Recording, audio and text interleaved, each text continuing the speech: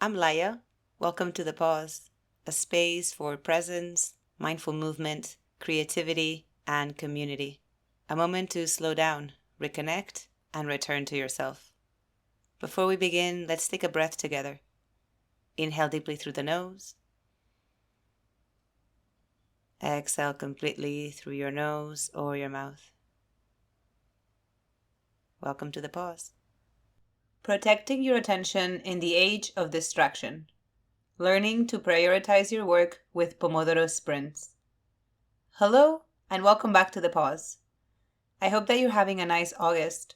Mine has been a mix of rest, writing, travel, skating, and even more writing. Even with so many activities, I've been able to find balance and take care of myself, which I know is thanks to the slow productivity tools I have added into my life. So far in this summer slow productivity series, we've already explored two tools in depth: morning pages to clear your mind, and energy mapping to work with your natural rhythm.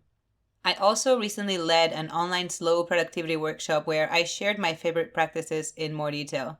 The replay is available for Inner Circle members. You can find the link in the show notes. This week, we'll look at attention, why it feels harder to focus these days, and how Pomodoro sprints can help you protect your attention and retrain your brain. If it wasn't for the Pomodoro method, I honestly don't know how I would have been able to finish my novel while still tending to all the other parts of life. Writing in short, focused bursts gave me a rhythm that felt manageable instead of overwhelming. And there's a reason this works. Neuroscience shows that our brains are wired for intervals of attention. The prefrontal cortex, the part responsible for focus and planning, tires quickly. After 20 to 30 minutes, it naturally needs a pause. That's why it's so hard to power through endless hours, especially in a world full of distractions and dopamine-driven notifications. So let's talk about Pomodoro sprints. Distractions, dopamine, and digital cravings. For me, the challenge isn't a lack of ideas or projects. The issue sometimes is that there are so many things I want to do that organizing my time can feel overwhelming. If I get too rigid, though, I end up resisting structure altogether and slipping into procrastination and distraction. If I go all in with intensity, I can focus for hours, but then I'm drained for days afterwards. Can you relate? Neither extreme feels sustainable. And in both cases, my creative work, which is the very thing I most want to be giving my energy to, loses momentum. Pomodoro sprints have given me a middle ground, a way to stay present with one thing at a time while also reminding me to pause before I burn out or slide into the endless scroll because my brain is too fried to keep going. The Pomodoro Method.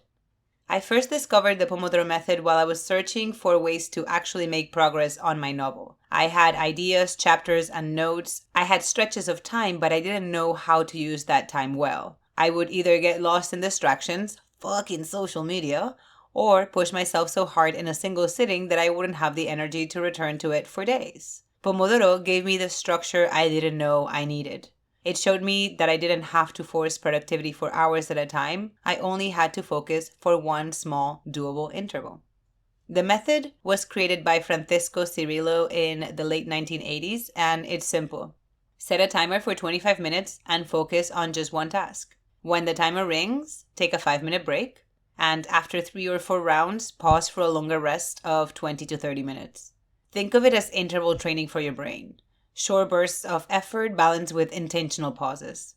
And what's powerful is that you can use it for anything: writing, chores, admin, study, or even intentional rest. Pomodoro creates a gentle container for your time so you can show up fully without slipping into distraction or burnout.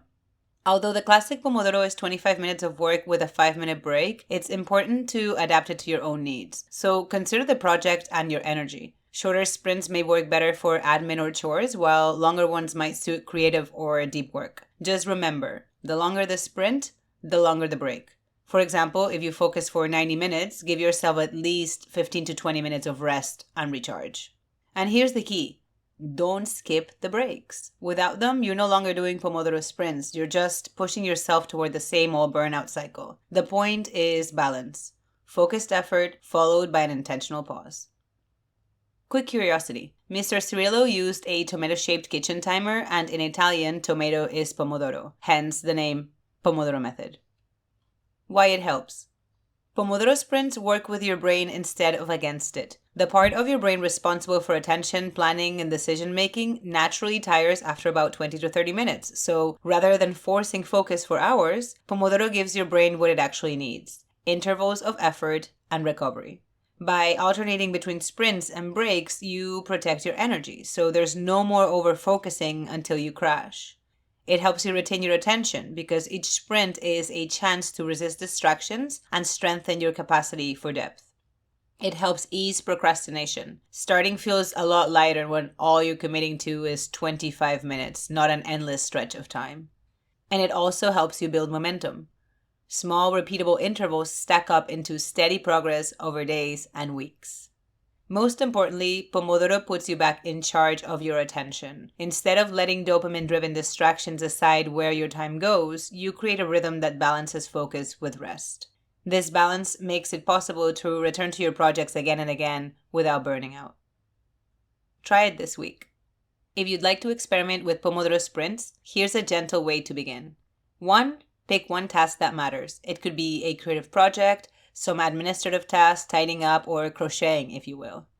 2. Set the stage. Light a candle, take yourself to the library or a coffee shop if you need, or play music. Make your environment special in whatever way you want. I added a playlist for you in the show notes if you need a little inspiration. 3. Clear distractions. Silent notifications, close extra tabs, and put your phone somewhere out of reach, or use an app like the Forest app, which makes it a little bit more fun. 4. Set your timer. Start with 25 minutes and let yourself focus only on that one thing. 5. Pause. When the timer rings, take a 5-minute break. Stretch, sip tea, look out the window. 6. Repeat as needed. After 4 sprints, give yourself a longer pause of 20 to 30 minutes or be done for the day. And 7. Finish with some stretching. If you need a yoga class to do, check the show notes for a link. Even a single Pomodoro sprint each day can be enough to reclaim your attention and move something meaningful forward. And if you catch yourself craving a scroll break, try swapping it for something more nourishing instead. Grab a book and let your mind rest in story. Do something with your hands like doodle, knit, or play an instrument. Step outside for a stroll or a breath of fresh air. These little swaps help reduce the pull of digital cravings and remind you that focus and rest can both be intentional. Continuing the practice. This is part 3 of the Summer Slow Productivity series. So far, we've cleared the mind with morning pages, aligned with our rhythms through energy mapping, and now we've begun to reclaim our attention with Pomodoro sprints. Next week, we'll explore another tool, the Eisenhower Matrix. I'll share how I've adapted it to fit my own rhythms, making it easier to prioritize what really matters while leaving space for creativity and rest. If you'd like more support in practicing some of these tools, I share them regularly across different spaces. You can join me on Insight Timer for live streams where we practice together in real time, for guided tracks on Insight Timer to accompany you when doing your own Pomodoro sprints.